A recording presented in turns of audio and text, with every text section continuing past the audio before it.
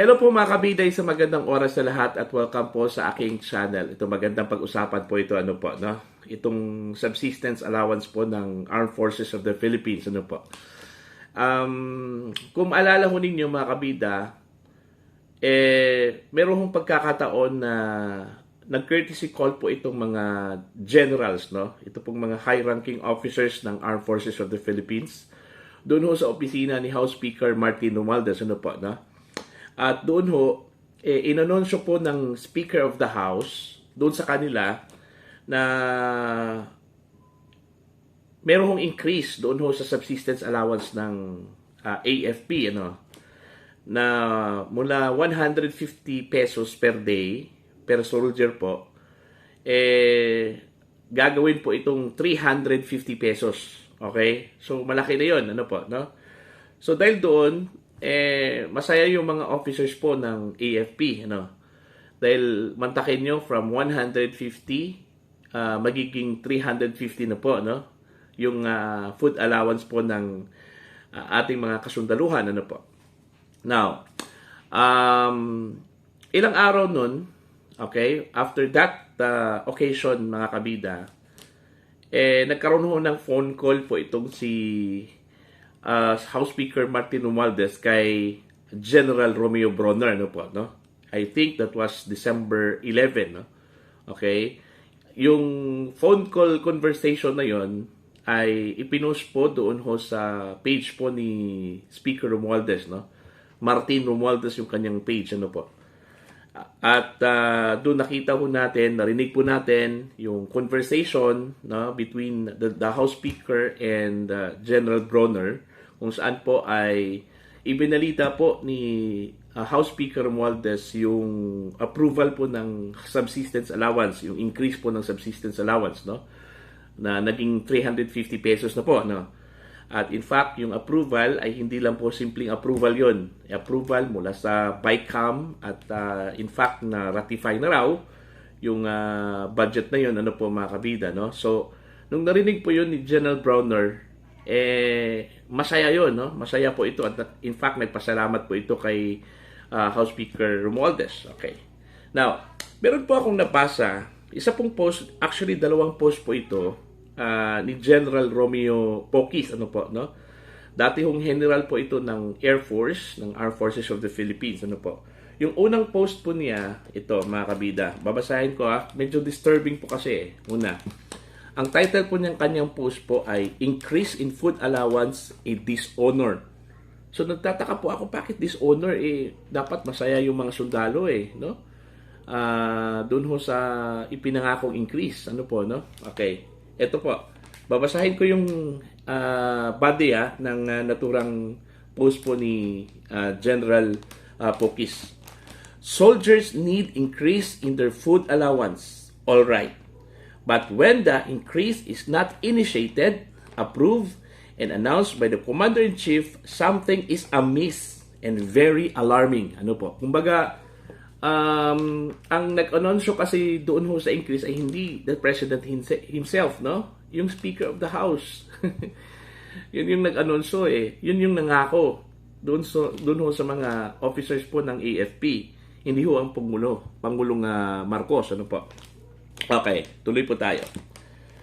That the announcement was done by the Speaker of the House of Representatives and his Appropriations Committee Chairman, who are embroiled in shenanigan and corruption issues in the preparation and approval of the 2025 national budget, is shameless. Galit na po dito si General Poquis po, mga kabida, Okay? That the announcement was covered live and broadcasted publicly via video call to AFP chief for propaganda purposes is even more shameful. Ayan. Okay? Dito pa, may kasunod pa po. That the increase was done not out of the goodness of one's heart, but by the loyalty of the soldier for political considerations is a dishonor to the soldier. Ayan. Ayan po, The soldier must object to this dishonor. He called life with less food as he had endured for the longest time. Ayan. If there is that money available, rather than be dishonored, give them to the teachers and health workers instead, who likewise deserve them for their sacrifice. Ayan. Yun po yung post po ni General Romeo Poquis. Ano po, no? Ito pa, meron pa ito. Yung kasunod po. That was 4 days ago, mga kabida, no? Ito, 1 day ago po, itong post po ni General Poquis, in relation pa rin doon ho sa subsistence allowance po, mga kabida. Okay? Yung kanyang post, ito. More shame. Yung first post po niya is shameful na yon. Ano po, ano? Dito. More shame. The budget for 200 pesos, not 350. Okay? Food increase came from the AFP's own budget. Ayan. Okay? Reducing the AFP modernization budget. So, ang ibig sabihin po dito ni General Poquis, yung palang 200 pesos na increase, mga kabida, doon ho sa, anong tawag po dito? Food allowance po ng mga sundalo, ay hindi ho galing sa packet ni Speaker Romualdez, no? Hindi ho galing sa pondo ho ng Congress, kundi galing pala doon sa sariling budget ng AFP. Okay? Yung budget po ng AFP. So, ibig sabihin, parang ginisa lang po sila ng sarili pong mantika, no? Itong mga sundalo po natin. Kasi yung budget po nila ginamit para bigyan po ng increase yung food allowance po ng mga sundalo po natin, mga kabida. Napaka-galing talaga. Di ba? Napakagaling. Paniwalang-paniwala po itong mga sundalo po natin, itong mga officers po natin dun sa sinabi po ni Speaker Romualdez po, mga kabita. Ito pa, papakita namin sa inyo, ha. Maganda po ito. Yung phone conversation between General Bronner and the Speaker Romualdez, ano po. Kasi dito ho, sinabi po ni General Poquis, parang propaganda lang po yung live phone conversation po, no, ng dalawa po, mga kabida, para ipakita lang siguro doon ho sa mga sundalo na may concern po itong si House Speaker Romualdez, kaya yun, binigyan po ng increase po yung kanilang food allowance o subsistence po ng ating mga sundalo. Pakinggan po natin. Chief, as we committed, I'm here with our chair for APRO and our APRO bicameral members. Hi, Chief Romy. Please kindly convey to the entire AFP, to our men and women in uniform, that as we committed, that the subsistence daily allowance from 150 to 350 has not only been affirmed, but has been approved and is being signed right now. We will ratify the bicameral report this afternoon. So please tell them that whatever they heard, that's all fake news.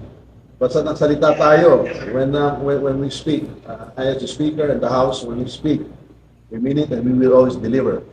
You are top priority, sir. Please tell the men and women in the AFP, top priority po kayo, and we are fully committed to support all of you and to keep your morale high and to always take care of you. Please convey that. Ha? Mabuhay ang AFP. Mabuhay kayo lahat. Okay.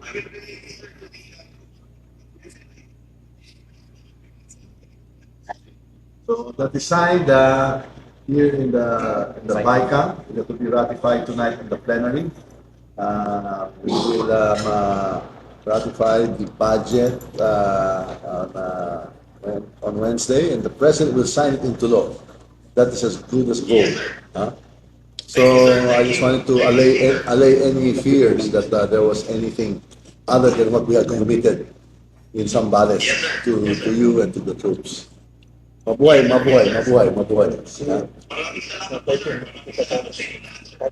We look forward to our fellowship on the 13th.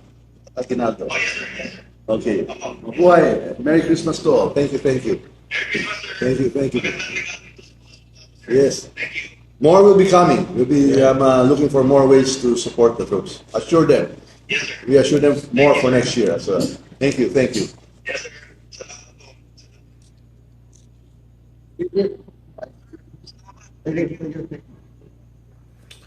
Ayun po.